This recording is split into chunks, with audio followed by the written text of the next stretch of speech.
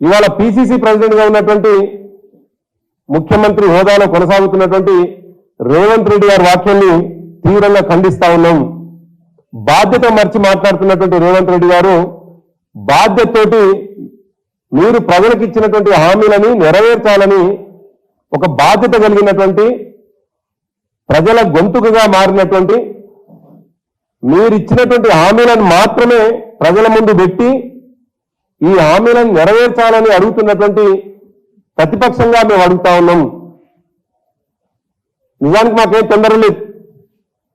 మేమే చాలా స్పష్టంగా 3వ తేదీ నాడే ఫలితాలు వచ్చిన మరుక్షణం చెప్పినటువంటి మాట,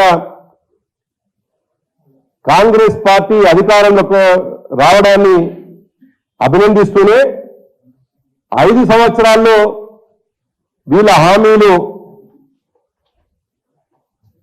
అధికారంలోకి రాగానే చేస్తామన్నటువంటి హామీలు, దీర్ఘకాలికంగా చేస్తామన్నటువంటి హామీలు తప్పకుండా అప్రమత్తంగా ఉండి ప్రజలకు చేర్చే విధంగా, ప్రజలకు అందుబాటులోకి వచ్చే విధంగా మా బాధ్యతను తీసుకుంటామన్నటువంటి మాట చెప్పినాం.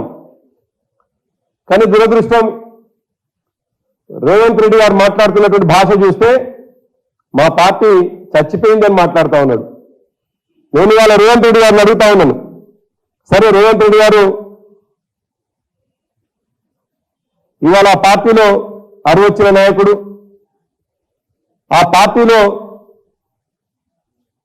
ఉన్నటువంటి నాయకులకు శక్తి సత్తా లేక అరువు తెచ్చుకున్నటువంటి నాయకుడితో ఇష్టం వచ్చినట్టుగా మాట్లాడిస్తున్నట్టు కనిపిస్తా ఉన్నది. మేము సూటిగా ఒకటి అడుగుతా ఉన్నాం, ఈ దేశంలో ఉన్నటువంటి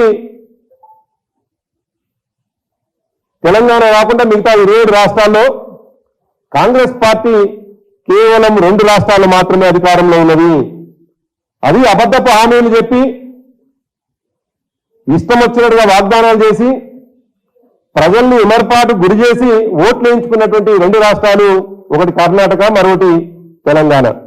ఈ 2 రాష్ట్రాలు మాత్రమే మీ పార్టీ ఉందనేటువంటి విషయాన్ని మీరు మర్చిపోయి మిగతా 25 రాష్ట్రాల్లో మీ పార్టీ చచ్చిపోయిందనేటువంటి మాట మీరే చెప్తా ఉన్నారు. మిగతా 26 రాష్ట్రాల్లో కాంగ్రెస్ పార్టీ బొంద పెట్టబడ్డది అనేటువంటి మాట మీరే చెప్పడం మీ పార్టీకి మంచిది కాదు అనేటువంటి విషయాన్ని ఈ సందర్భంగా రేవంత్ రెడ్డి గారికి గుర్తు చేస్తా ఉన్నాను.